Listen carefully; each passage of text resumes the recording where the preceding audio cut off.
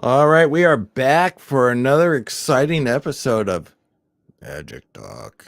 Look, Greg, it wasn't that bad, okay? I didn't even reveal that much. Why is that a problem to you? What's he doing? He's overexposing things, Jim. Oh, I'm And not even It's kidding. making magicians everywhere feel uncomfortable. Really? So, overexpose. Okay. Yes, you should never overexpose yourself. I put my clothes on. Leave me alone. What are we talking about? I thought it was something completely different. I No. did too. Hey, that's Well, what the she way, said. all right, I was talking to you, and then he comes in, and I always know everything that he talks about is overly sexual. So I thought, all right, he's got his clothes off. He's running around with his pants down. And We're I'm like, on- no, I'm talking about the fact that I didn't reveal that much about your trick. You know what the best part of this new board is? Go ahead. It's the same with every board that you have. I can also shout the same too. You can't ever mute me. All right, this is Magic Talk. Today we are going to be talking about is it okay to reveal or not to reveal? We'll be right back after this. Rough Edge FM. Irritatingly irresistible internet radio at roughedgefm.com. The art of magic is mystery, majesty, pageantry, and craft. It's also about history, marketing, networking, and more. All of these topics and others are discussed on Magic Talk with your hosts, renowned magician James Lantine and owner of the White Rabbit Magic Shop, Joshua Lantine. Now on Rough Edge FM. Greg. Come on. They know my name. They know who I am. They can see it as written down. Anyways, thank you for watching or listening, whichever way you happen to be doing it. This is Magic Talk, and today we are going to be having a panel on the revealing of magic secrets. Exposing yourself. Exposing yourself. Exposing your So, secrets. We have a special guest panelist who happened to drop in. Unbeknownst to him, he got suckered to come in on the air. Got so- So why are you exposing the secret now? I'm exposing Daryl. So Dale, expose yourself. welcome to the show. Daryl, where did you go? Why did your camera go off? Uh-oh. I don't know. We can hear We you. can hear you, though. We can see you. I can see you, but let me see I here. heard, speaking of hearing things, is I my heard new, the bell Well, downstairs. so Hang on. so we're not going to expose Daryl. Right. We're going to keep him very secret. This is my black art podcast. Yeah, I like it. Very nice. Daryl said that he was a little shy to be on camera, so we'll keep him. Let me just see what's going on here with this camera. Why did that camera do that? Well, Daryl, how does it feel to be in the dark? Well, just about the same as it always is. All right. Oh, now everything's Now it's frozen. too much- Hey, that's too there much we Hey, there are Jim. two of me That's too and much not Jim. enough of you. So, A lot of people say I look like Jim. yeah. There you go. Today they're right. It's a good look to have. Yeah, this camera is not behaving. So, anyway, Daryl, we do have you on voice. So, here everybody. Good news is nobody's even watching right now. So all they There's can do is Daryl. hear you. So, hey, Daryl. So he is a real human being, not just a voice. But So, not AI generated, but though you can still AI generate a video nowadays, can't we you? could.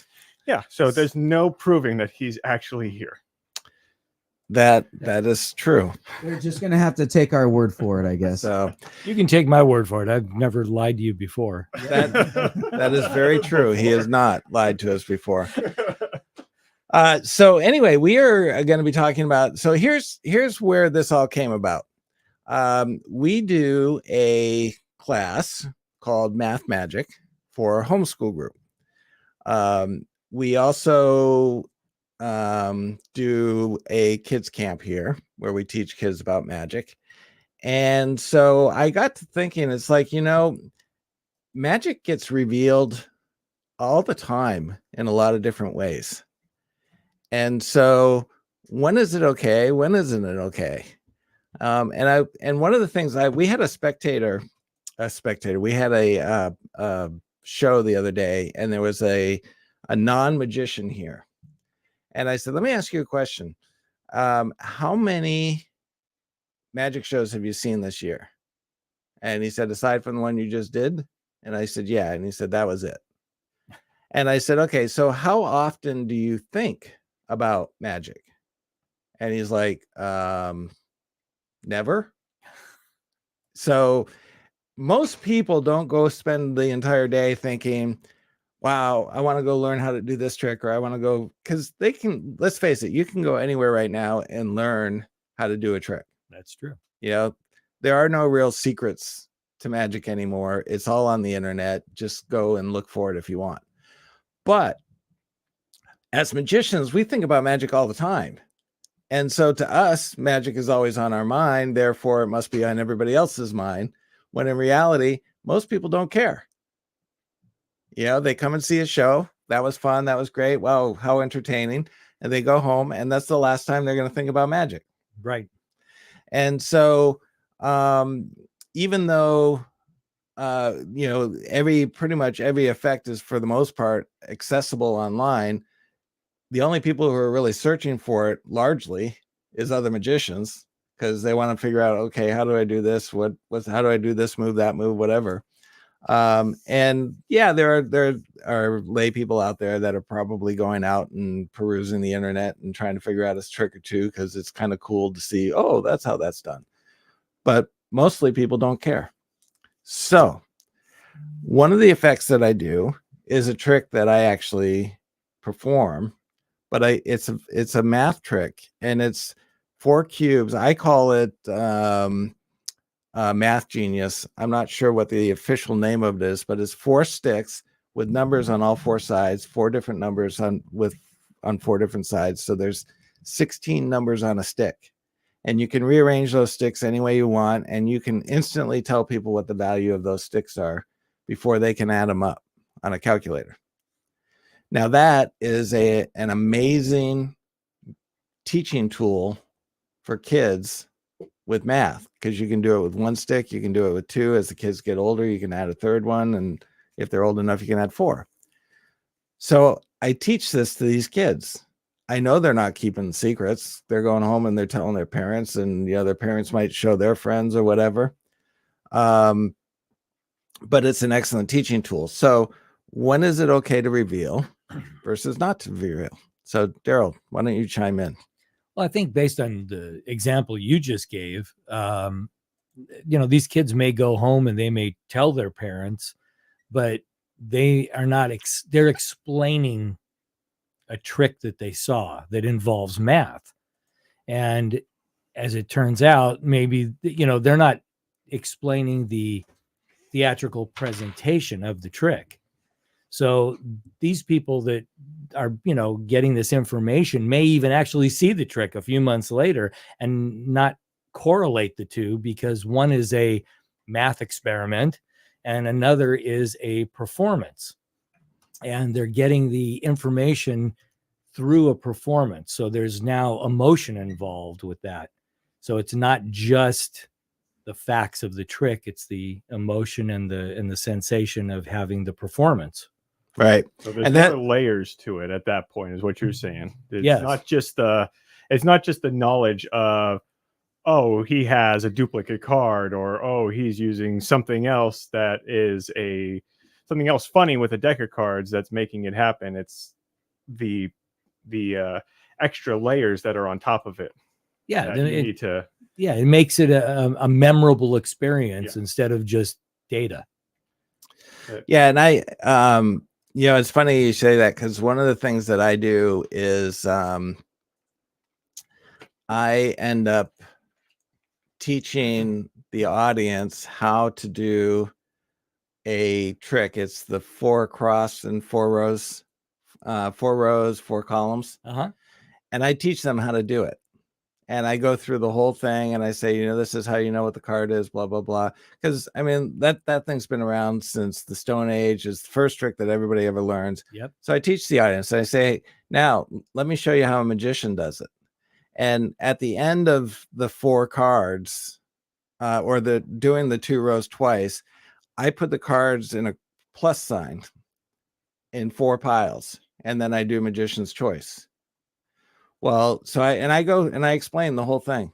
I say, now let me show you how a magician does it. And I gather up all the cards and I say, now you remember what your card is, right? And they said, yeah. And obviously I know what it is now. And they said, yeah. I said, take the cards, shuffle them up. So they shuffle all the cards. I say, now lay them down on a plus sign. At this point, you or I have no idea where that card is. And then I still find it. So I have this little kicker at the end. And so, I'm revealing an effect, but I'm revealing an effect that is like common knowledge even when I show it to people, lay people, they're like, oh, I learned that trick when I was a kid. Right. That sounds more like a Penn and Teller reveal, though. It is kind of that. That's exactly what I was thinking. This is how we do it. And then you watch and you say, no, that's not right. You can't, that's not the way you did it. You did something else, because there's no freaking way that's the way they did it, because it's still super magical. Right. Obviously. Yeah. So, Doug, what's your take? All right, Greg, go ahead. They could have thought we had another mystery guest. For me, context is everything. Why are you exposing it? For what purpose? Right. So, and there's a million angles to opinions I have. This is just one, right? What's the context? Am I trying to expose secrets to like better myself or have people think I'm a certain way? And in which case I would be very much in disagreement with you doing this. But if you're trying to show people, obviously, to better their math skills, right, or even their magic skills in general, I'm all about it. As far as like speaking on people exposing secrets on YouTube and things like this as well, even for a performance standpoint, I say bring it on. The more exposure that we have, the more secrets that are being revealed, it only forces us to evolve and pivot and come up with better ways to do things. And honestly, all of that stuff, right? On YouTube, for instance, one example, right? A video on how to teach somebody something. How many people are seeing it live, seeking it out on YouTube just because they simply have a negative goal of trying to expose a magician versus someone seeing an effect, seeking it out on YouTube because they themselves actually want to learn it. And now all of a sudden we have another magician joining our club, So it's, like I said, for one, it's all context, it's all perspective. Why is this person exposing those secrets? If they're doing it in a negative way to benefit themselves, I'm not about it. But if it's to grow magic in any way, and that is even to expose stuff to force us to improve, I'm all about it, And I think people that are, people that push back on that may either be kind of focused on some old school rules and kind of sticking to them hard and fast without really kind of. Okay, that was was quite psychedelic, Jim. I wasn't ready for that. I was. You were about to take me back, brother. Oh, like you're falling into a trance or something. What is happening right now? Am I stoned again? So no, I lost my train of thought. that's okay. I was just trying to get Daryl back on. See, it's like the guy who goes and presses the Oscars button to get the person who's on their 10-minute long speech to go and shut up and get off the stage. So what'd you do that for? I didn't. I was trying to get Daryl back on because I feel bad. So I mean, Jim, you have a whole business literally exposing secrets. That's how you make money. It is. That is very true. That is how, and you are a professional magician of, in my opinion, the highest degree. Like I have a very high respect for you as a performer, as a person in the magic community in general. And that's literally your jam. Well, you're going to make him cry. Well, that's not hard to do. I mean, It's really not. I'm pretty sure he just stubbed his toe. That's very true. So now we're making fun of you. Yeah, I know. What's the guy's name? Valentino or whatever. Valentino. Yeah. I So mean, now that goes in the realm of what Greg was saying, where he's not for it if you're doing it to benefit yourself. Yeah, or to try to like expose magic, like to make magic burn or to hurt magic in some way. Yeah, you know what I mean. Then I'm not about it. Oh, but he did it for purely the best intentions in mind because he had such a love and passion for magic. Sure, he wanted to share so everybody could appreciate the skill and the level of work that I think he did it for the assistants. That's what a bully does at school. I'm pretty sure he did it because the Fox check didn't bounce. Yeah. I was gonna say that's what the bully says to the principal before he goes and dunks the nerd in the toilet. That was one time, Josh, and I said I'm sorry. See, he's exactly. I don't. That's exactly what I was saying. So one of the things that all right, so like Valentino, okay, he was clearly doing it for the money, and the problem with him is that it went on national TV, and even people who weren't out seeking to figure out the tricks were forced into it. Yeah, because it's like, oh, that looks interesting, let me check it out. They're And marketed into it. Right Yeah. there. You know what though? I can't tell you how many of those effects I made out of cardboard and tried to like do them myself every time a secret was exposed. So well, I will tell you on the negative side of things, I had just spent $2,600 on a zigzag, and that was one of the first tricks that he revealed. Yeah. And the very first time I went out on stage with that, I had so many people come up We to know me how that afterwards works. and say, I know how that worked. I saw it on TV. And it killed that illusion. Yeah. So Yeah, I think there's a that's drawn when you're encroaching on people's livelihood. 100%. Yeah. There you go. that's Well a, said. That's Well a said, well sir. Thank you. placed line. well, that kind of ends the show then. I mean, that Enough said. Well, I mean, there is the other aspect of it where you have the Penn and Teller types where they're revealing things, but they're not really revealing things. They're kind of they're cracking the door a little bit, and they're still blowing your mind with a little bit of information that they give you. yeah, and It's they like they do sometimes go all out and reveal. Like the Oh, cups big and time. balls thing. Yeah, I big mean, time. Yeah. the one with the solo cups, Yeah. solo cups and balls.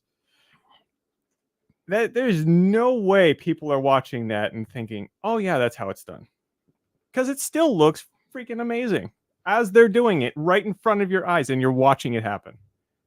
Because all of it is amazing. The skill that's involved with it, it's There you go. I think you hit that. It's an excellent showcase of skill. However, you're completely. I mean, are cups and balls a showcase of skill? Is that the idea of what cups and balls are supposed to be, or is it supposed to be a magical experience to be had? yeah. So, though it may be amazing to see, and I'm kind of jumping onto the cups and balls thing a little bit, but like, because I'm not a big fan of the exposed cups and balls because of exactly what you said. I would rather see jugglers. Right. I would rather see a juggler killing it with some crazy stuff than an exposed cups and balls where it's a showcase of how much skill it takes to be able to perform such things. But I still get what you're saying. Yeah. I still get what you're saying. I'm kind of jumping onto the wrong point of what you brought up. Sorry. No, it's okay. But still, and also speaking on negative or positive, how many people are seeing these exposed secrets and going, I hate magic now. I knew it was just a string. I'm never watching this stuff again. Awful. I hate magic. Versus people that go, what? They did it that way? That's very curious. I never thought about it that way. And you may invoke a different style of thought that they never even had before. What a gift, right? Like, Well, thank you for saying I hate magic off the mic because oh yeah, thank you. Yeah. That was on purpose. yeah. We don't say such things in the mic on the show. There's other ones that they've done, not just the red ball and the string, but was it their sawing in half trick that they do with the bandsaw? Yeah. That one is very funny, and supposedly they're exposing it and revealing the trick, but then they go and they saw their assistant in half, literally, at the end of that whole thing, and then they walk off stage like, "Oh crap, that happened again." Yeah. Right, call another one. We gotta. Yeah. And they do that a lot, I think, where they lead people down a path Yeah. and everybody is kind of following them down the path because they think, okay, I'm going to see how this is done. And then it's just a different twist at the end. Yeah. Yeah. So they really haven't exposed anything except that they're showing that their technique is now hiding a new secret that no one has seen before. Well, yeah. So you're exposing maybe something that's really old and might be the way they used to do it, but now it's kind of like what you were saying is by the fact that this was exposed, they came up with a new technique of being able to do it, and add a new twist to it where it's like, whoa, wait a minute. You know what? Go ahead. Sorry. No, you go. So that reminds me of something that I'm sorry. I remember from Bob Bolivar. Oh, what's that? Well, he was telling me is like, fooling a magician is easy. All you have to do is change a move. Do the same trick that they know, and then just change a move in it. And then, oh my God, you've fooled them. It's the best thing since sliced bread. Yeah, what's interesting is I actually used a shill in one of my shows where there were some magicians that were in the audience, unbeknownst to them, and I had a blank deck of cards with the card that they were going to call out in a particular position, and I was able to give somebody a pick a number between whatever, and it fooled them, and they never once thought that other person was in on it. And it was like, oh, totally,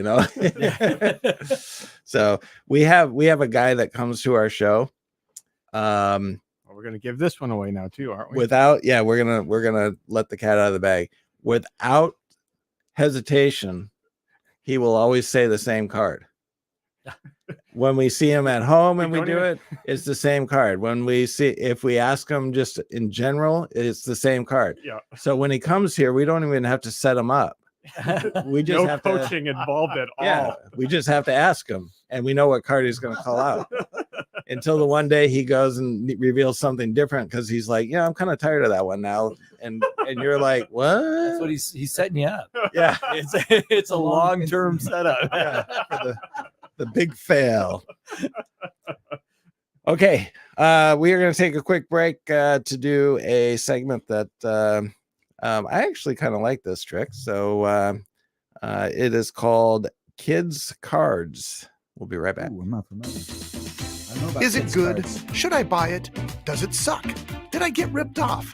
Is it more of a craft project than a magic trick? These questions and more answered now on the Magic Item of the Week here on Magic Talk. Okay, That was very abrupt. wasn't it? Sorry, Why'd that happen? I don't know. Oh. It just does. So kids cards are a deck of playing cards that are all been hand drawn by a kid. So you can say that my 6-month-old grandson colored these cards for me. He's very talented. He is very talented.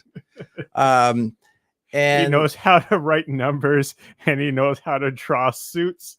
he doesn't know what they mean, but Yeah. Well, and- obviously, because look at the poor production of all of those cards Yeah. in general. and the backs are all they're all randomly colored in and designed and everything like that. He So was trying to make you a rainbow deck. I know he did a great job.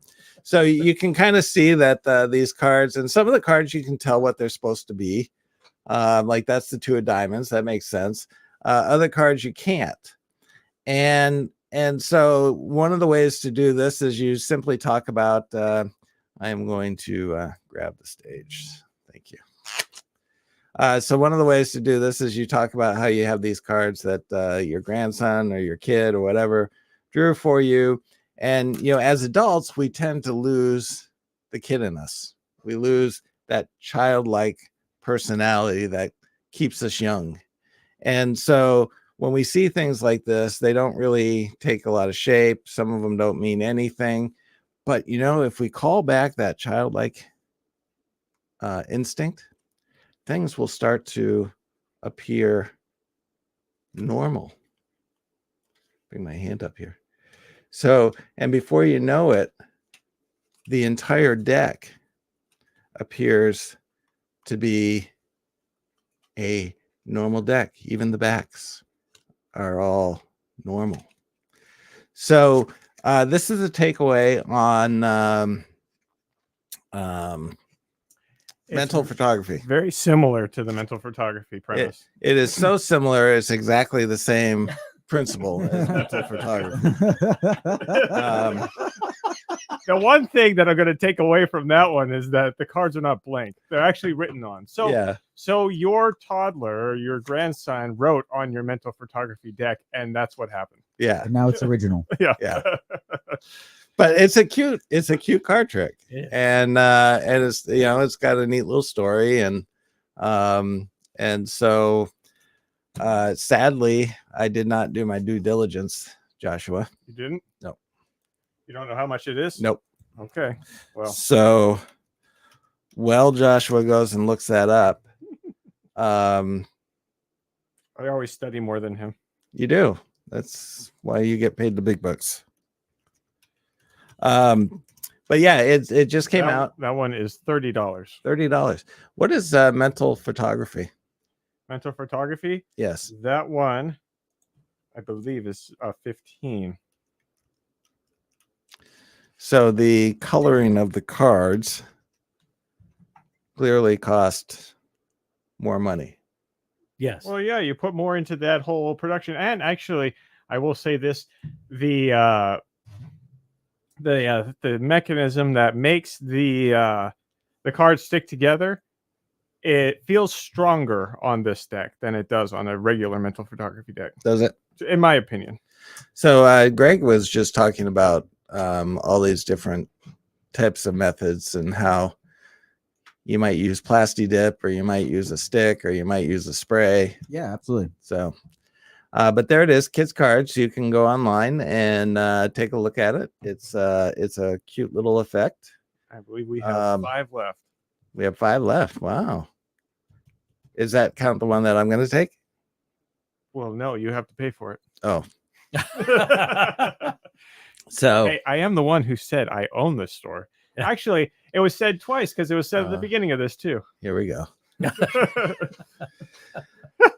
So I highly recommend the effect. I think I like mental photography. I actually use mental photography in my opening for the my close-up show, where I talk about how I received Magic Kit for Christmas, and how as we get older we lose our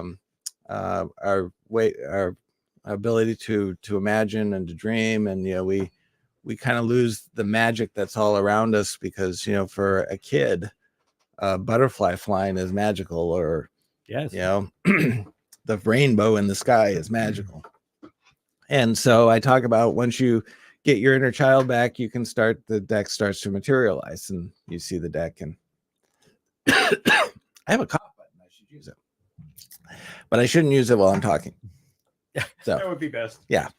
Anyway, I do recommend that you can get it at your friendly White Rabbit neighborhood magic store, which is only in Santa Paula. So, Greg. Yes. You look like you're. Sorry, I was just looking at the time. At the time. Yeah, my bad. Like the clock. You're looking at the clock. Not like are we the clock? I was keeping looking you at somewhere? how long we've been live. Oh, are we keeping you somewhere? Maybe. Okay. I got places to be, man. So he's a busy dude. Yeah. So let me ask you, Daryl, have you ever, and is your other brother Daryl? No, sorry, that's just stupid. There's only 4 people that heard that know what you're talking about. That is just dumb. Talking about showing my age. Wow. Do you know what I'm talking about? Just I've heard other people talk about it. That's the only way I know about that. Have you heard it? Bob Newhart. Yeah. This is my brother Daryl. This is my brother Daryl. So, anyway, have you ever revealed any secrets to magic? Yes. Oh, you've just been thrown out of the club. Yeah. I'm sorry. SAM is. I think all of us are out by now. And it was, there are always situations where someone wants to learn the craft. It's not. I don't reveal to lay people. Right. I don't reveal to hurt anybody. Right. I don't reveal to give away a secret, especially if I know that it's somebody's signature trick or illusion. As a matter of fact, I go out of my way to protect it because I know that there's people out there that are depending on, like, you bought that $2,600 zigzag and there's the investment in magic is enormous, and the last thing you want to do is when you take that away from somebody. Plus, Ice McDonald said at a lecture one time, and it stuck with me. He said, I want everyone to close their eyes, and I want you to remember the first time that you saw magic and that you were bit by the bug. And he says, it is your responsibility to now take that bit of magic and move that along to the next generations. And he says, now, if that's somebody who's interested in doing magic, then you do it in that format. But if it's lay people that are doing that this is their exposure to something that takes them away from their daily grind. It takes them to a place where anything is possible. It gives them a chance to laugh, to relieve stress, who are we to take that away from them? Right. That should be something that we consider a gift, and that we should protect that gift unless there is someone who is seriously interested in learning the craft. So, what's interesting is I had a strolling gig last Saturday, and there was about 40 people there, all out, fresh out of college. They've been out for a little while, but they're all in their 30s and 40s, young 40s, mostly in their late 20s, early 30s. And we got to talking about something afterwards and how I got into it. We were talking about exposure. And the overwhelming majority of the people there, it kind of became like this big, massive discussion between all these people because we were just kind of standing in this big crowd. And most people, although they're curious about the secret, don't want to know how the trick works. It takes away the wonder. Yeah. Like you were talking about. So, and the people, there was a magician that I was working with one time who, he said that, some people will come up to me afterwards and they'll ask, hey, what's the name of that trick that you did? And he instantly knows that they want the name because they're going to go onto YouTube and search it out. Right. And so he never gives them a legitimate name because, how are you going to, like the Dunsbury one, trick where cards are spelt out and wrong card or real card ends up in different places. You're not going to find anything, So how do you search it out if you don't know the name? You're not going to find it, especially since you keep saying it wrong. What is it? It's Dunbury's delusion. It's Dunsbury. Dunbury. Yeah, I know it's Dunbury for you, but for me, it's Duns because it's like dunce. I'm a dunce. Ooh. Anyway. See, yeah, he's holding true to form. He's not giving you the real name so that you don't go online and try to find it. Exactly. I've convinced myself that this is the name so that they can't find it. So, Greg, same question to you. Have you ever revealed the secrets of magic? Yes. Yeah, right. You're out of the club too. Yeah, I said, like I was saying, I think we're all out of the club by now. Yeah, no doubt, absolutely. But I very much resonate with everything that Daryl was saying. I've never done it in any negative way or to harm anybody. It's always been if anybody's had a genuine interest and they want to progress in magic. Like, for instance, I used to teach martial arts for quite a few years. So every once in a while I would have a student that would show interest in magic. And so I would try to show them a little something, or I would give them a deck of cards and show them something with it. And that kind of a thing. So yeah, absolutely. Absolutely. But never to harm. So unfortunately, being in a magic shop, Josh, I have never revealed a secret to anybody without a blood pact. Without a what? Hey, you've never had a blood pact? Okay, he's afraid of knives. All that blood he's got in the fridge. All those blood packs. Wow. That, or you spit in your hand and then you make your pact. So that's why we haven't been selling much magic. Never once. So we're actually, believe it or not, there's probably one highly religious person listening to this right now that thinks you're talking about some really dark stuff right now. He's probably really terrified at this moment right now. I don't want to learn. I don't want to ask any other magic secrets from anybody else ever again. It's also the reason you'll never see goats around the magic shop. Right? They're being utilized. Hey, blood sacrifice is important to make the really impressive stuff actually happen. Come on. Everybody knows this. Everybody. Not one person does it. Go Yeah, and watch Dan Ron- Sperry. Go and watch Chris Angel. His younger stuff. Ron Saylor sacrificed a little of his blood Exactly. Mm. Amazing. with I the love spike, the spike trick through the hand. Oh my gosh. it was literally through the hand too. Oh, no. Ron Saylor was the one who convinced the castle to allow the spike trick to be performed, and Ron Saylor was the reason why the spike trick was banned. That's just a great name to have, I think. Yeah, My humble opinion, I think what a legacy to leave. I started and ended something at this establishment. nice. So there's actually one trick we will not sell to a layperson in the store. Yep. Can you think of what it is? The spike? No. Oh.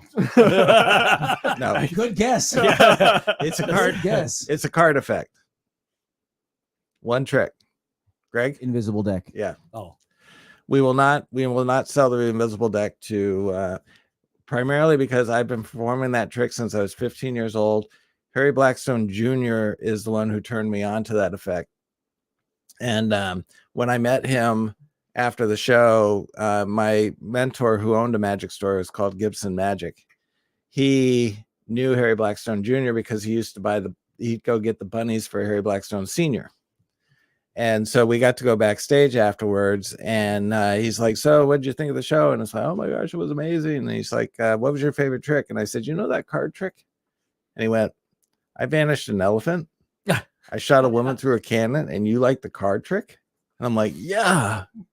And that was the trick that had the impact. I can't tell you anything about his show other than that card trick. I remember it vividly. And exactly the way he performed it. And that's and so every show I do a tribute to Harry Blackstone Jr. and I perform it the same way he does, and I tell him that this is what I experienced as a 15-year-old. And so we won't sell it to a layperson in the store. Now I know other people will sell it, but we don't. Did you know that the Blackstone way of performing that trick is the most famous way of performing that trick? Yeah. Like, even to this day, it is the most famous, the most iconic way to perform that trick. Yep. It has stood the test of time. It really has. Yeah. So, well, I, on the other hand, would like to join the three of you gentlemen and say that I've revealed magic, but I am sorry, but I cannot. Not because I haven't, I just won't. Oh, yeah. He wants to stay in the club. So now, we have taught countless kids. And we've taught them everything from the ball and base to the cups and balls to the linking rings. One of the things that's interesting about the linking rings is we will have students of ours that will come in who learned how to do, the little 4-inch set that comes in the magic kit, or 5-inch, whatever it is. They will learn how to do that, and they will come to a show and they'll be like, "How do your rings work?" And I'm like, "Well, they work differently than yours." And they're like, "Wow." And I'll have kids that will come up to me and say, "Oh, I have those rings in a magic kit. I know how you did that." And I said, "Can your rings do what my rings just did?" "No." I said, "Do you really think professional magician's rings are going to be the same that you're going to find in a magic kit?" "Oh, I guess not." You know what the true secret to those rings are between the 4-inch set and then the big stage set that you use? About $1,000. That's the secret. Yeah. Yeah. Just money. That's how you make magic work. Yeah. Magic happens when you spend a lot of money. Exactly. It really does. I actually, believe it or not, own a $2,000 set of 15-inch linking rings. Does he use the $2,000 set of 15-inch rings? No. No, they're way too big. Yeah. So, but he has them. I can't handle them. They look impressive, though. I think when people ask me anything about magic, I tell them that anybody can learn a trick. Magic is how you present the trick to people.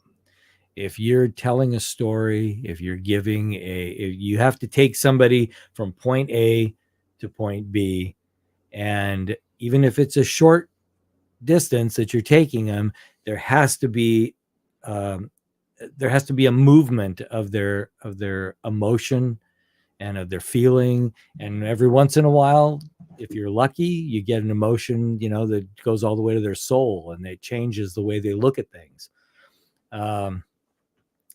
There's been times where I've done tricks that I've been doing for 25 years, and then something will happen in a show, and someone will come up to me and make a comment after a show that it had an emotional connection with them, something you would have never even thought of.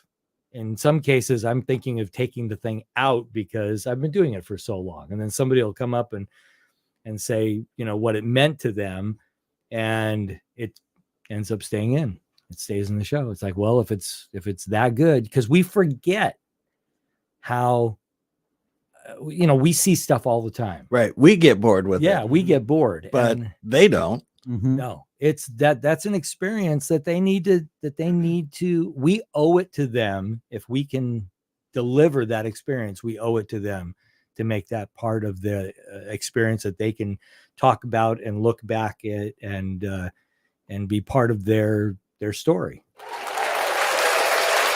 Absolutely. Well said. You know what I just realized? What? We have just made Daryl the masked magician, Oh my God. but not the masked magician, but Dun, he is dun. he is under the cloak of secrecy. He is. He See, he's keeping true to what he just Right. said. Yep. He's holding his secrets, and he's keeping the magic alive. all right. He's doing what Valentino failed to do.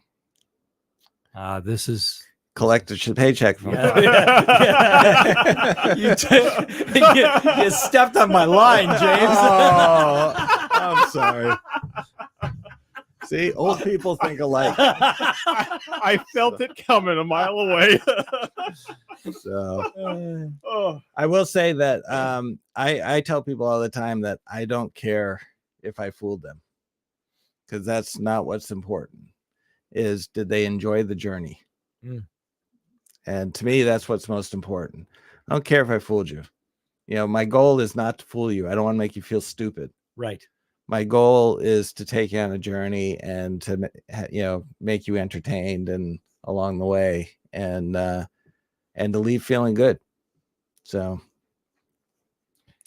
Absolutely. Old people do think alike, because Howard said that. did he? Yeah. Howard Hamburg. It was always, because there was always that thing. He always taught everybody whenever he was at the Burrow, he'd say, don't ever make your audience feel stupid.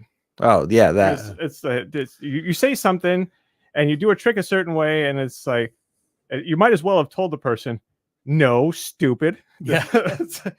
Don't do Yeah. that. he did not say that he doesn't care if he fools somebody. It's about the journey. That was mine.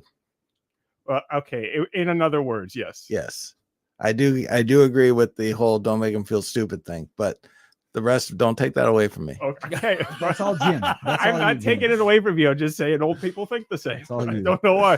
You get to an age, was it the 50-year age? You pass over that crux and you start thinking like everybody else.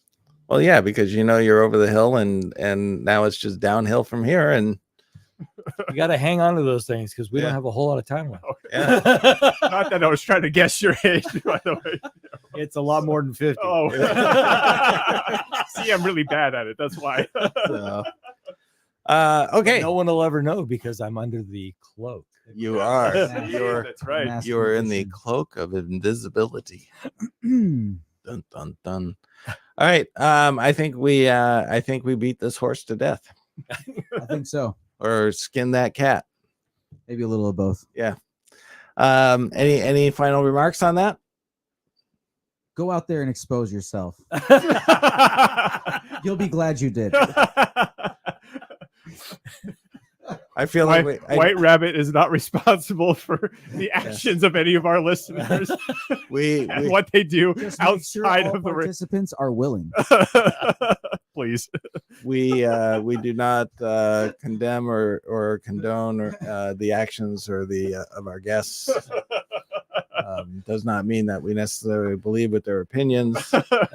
So, Josh, You have a deck you want to share with us? I do. I have a button that I can push. There is an outbreak among us. It is limited to only a small portion of our population.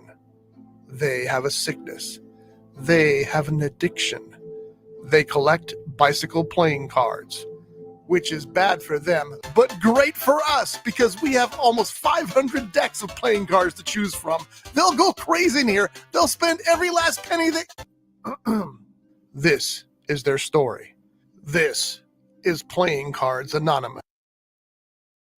Why does that keep Wow. cutting out so fast? That was like really fast. Very abrupt. I think we need to add a little more to that ending track or something. I don't know why it's cutting it out so fast. That's weird. That's Playing Cards. Get to it. All right. Come on. It's done. Start. Hi, I'm Josh, and I'm a playing card addict. Hi, Greg. Oh, hi, Josh. Oh my God. It has not been Sorry, that I long. was just realizing that the cards completely blend in with your shirt on the screen. Like I couldn't even see the cards in your hand. Really? Oh, that's cool. That's cool. All right. Can we try that again? Yes. Hi, I'm Josh, All right. and I'm a playing card addict. Hi, Hi, Josh. It's like, Well, we sounded like we were really bummed out. Well, we are addicts after all. Yeah, we so- haven't had our stuff in a while. this is a nice AA meeting. So I am bringing to the table the Red Dragon deck. This is from Ooh. This is from Magic Makers. Ah. The one thing about this deck that is the only disappointing thing is it has nothing to do with dragons. It's actually, I don't know why they called it the Red Dragon, probably because the cards are red and gold and it's the Chinese type of theme. Is it Chinese New Year by any chance on there? Like anywhere on there? No. Well, actually, they have. I don't see. They have one card that's like a Joker card that says dragon. Okay. That's about it. See, you lied to us. You said they had nothing to do with dragons. Well, that's And then there's a one dragon thing. card. One thing. out of 50, what is that? 56 different cards. They have one card. One is all you need when you're the dragon. So they have in this deck. It's actually very magic driven. This deck. So I see they're taking the bicycle backs. Yes. The backs of these cards, they are bicycle back or rider back, actually. Bicycle rider backs. But they the rest of the cards, even the court cards, they are the standard rider back style court cards, but they've just recolored them and everything. To go and match with the deck itself is an all red deck. So you have the cards that are red here. Now, the one nice And thing about right them is here. that the faces are red so that you Yes. can flip a card. Yeah, it's actually pretty similar to their reverse back cards. Yeah. Except the reverse back cards usually are white. This one is in yellow. And they did actually print these cards with the permission of the U.S. Playing Card Company. Yeah, so the cards themselves actually are a really good deck of cards too. Actually, I like most of Magic Maker's decks. They hold up really well. This one is no different. The cards that you get with this, like I said, it's very magic driven. So you've got a double back right here. You have a Sun and Moon card. So you have, this is the one weird one. You've got a yellow card and then a red card on the other side. So you got to be a little careful with this Sun and Moon. And then you also have a blank face. Now, one of the things Magic Makers does with their decks is they give you a little pamphlet of tricks that you can use that Yeah. deck with. Oh, that's nice. I like that. Yeah. It's really good. They go and they help you out with this stuff. So you're not just sitting there looking at your new gaff cards and thinking, Just sitting there playing What with the your hell? deck all by yourself. yeah, we could say that. Now, the cards themselves, like I said, they're really smooth. Actually, the fan on them is really nice. The cards are actually really easy to read, and they're interesting too with the red and yellow. And the one other thing we need to do with it is They should have put fortunes on them. Is that not like? I That- feel like that would have been a cool thing. that Yeah. really would have been. Right. That would have been. They actually with the red and gold like this, what they should have put in here is money. Well, Because if you know that would anything be about, counterproductive, Josh. but if you know anything about Chinese New Year, it's all about money. You know, the gifts you get at Chinese New Year and those red envelopes I with think the they want you to give them your money. Yeah, all of a sudden a $12.95 deck becomes $150. I get what you're saying. Could Well, be cool. Party poopers, okay, that's fine. We can go that Listen, way. if Right. you want to give me money, Josh, I'll take it. Can we we- can be practical Can here. we please do the Pharaoh? You're getting bored with it already? Can we please do the Pharaoh? So they're not Pharaohing very well for you. Not on Doesn't the look face. like it. Not on the face. Let's And, try it the other way. We have actually, if you go from the back, that's actually pretty darn smooth. Okay. Cool. All right. And Greg, spring test. If you will. Hold on 1 second there, Greg. I'll I'm gonna set you up like the master you They're are. actually pretty thin. It's been a minute, man. My goodness. These actually feel nice. Yeah. Nice spring to them. They're a kind of a step above your ordinary. I think they're a couple steps above your ordinary rider back type of deck. Which is why they're Nice 12. feel. A little bit thin. Yeah. Crotch feel. So they sell for $12. They swell for $12. Exactly. Yeah, one of the things that I've noticed is that we have so many decks of playing cards. A lot of the retail prices on our decks have all gone up, but we're still selling them at the other retail price because we have so many decks of playing cards.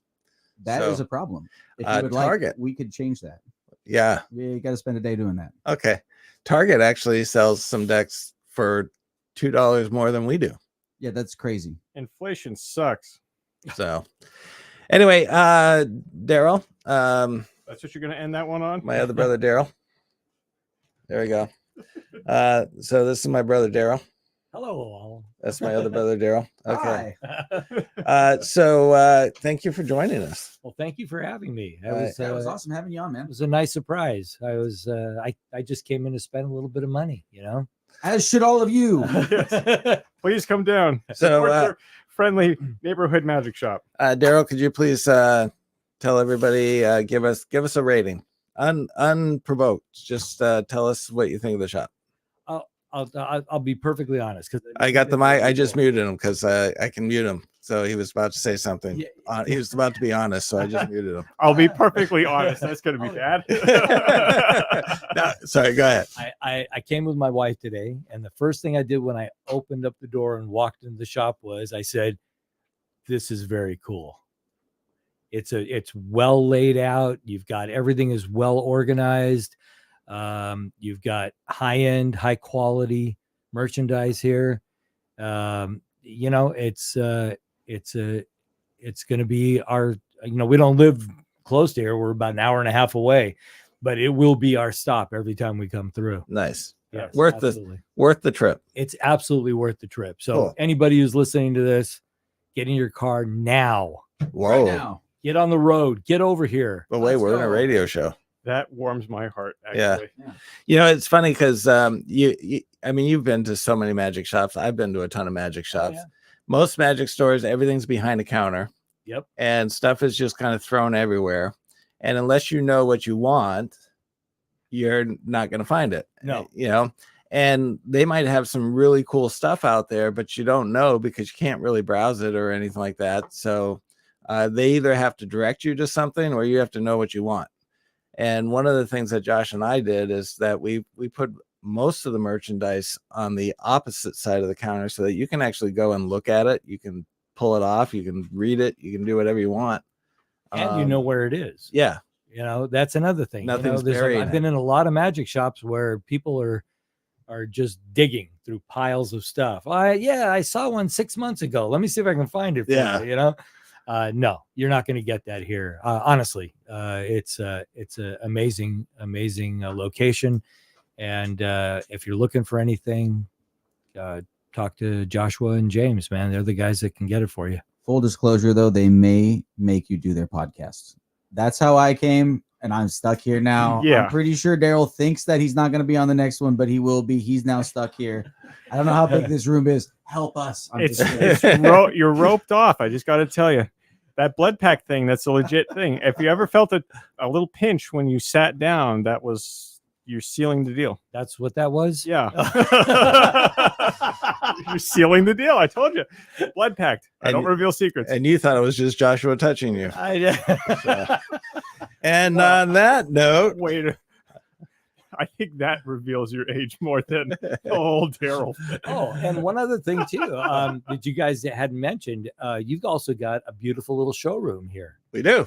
And so they're doing close up and parlor magic, and it's open to the public. Bring your friends, get them interested, and then you won't feel so guilty about sharing magic with people. That's right. And we have 2 escape rooms, and we have a podcast room Well, there that you go. only has 3 working cameras. I think the podcast room is the escape room. Yeah. He's got it. All right, everyone. Thank you for listening. Hope you enjoyed it. And we will see you all next week. The art of magic is mystery, majesty, pageantry, and craft. It's also about history, marketing, networking, and more. All of these topics and others are discussed on Magic Talk with your hosts, renowned magician James Lantine and owner of the White Rabbit Magic Shop, Joshua Lantine, now on Rough Edge FM. Okay, that totally sounds like we're redoing the whole show over again because I hit orange instead of green. So here you go. Your labels. Yeah. You know those magic shops you see in malls, the ones with all the novelty items and those cheesy rotating retail trees. You know what those novelty items are. They're fake dog poop and whoopee cushions. You didn't go to the magic shop to find plastic ice with toy flies in it, did you? Of course not. You went to the magic shop to find magic. And that's exactly what you'll find at the White Rabbit Magic Shop in Ventura.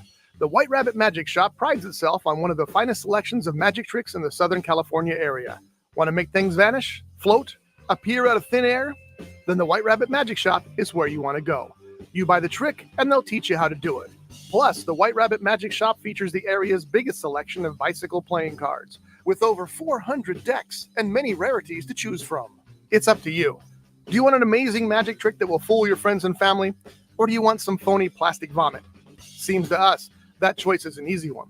The White Rabbit Magic Shop, located at 15500 West Telegraph Road in Santa Paula. Open Tuesdays through Thursdays, 1 p.m. to 6 p.m., and Saturday, 10 a.m. to 3 p.m. For more information, please call 805-850-3051 or visit online at whiterabbit-magic.com. This has been a Rough Edge Studios production.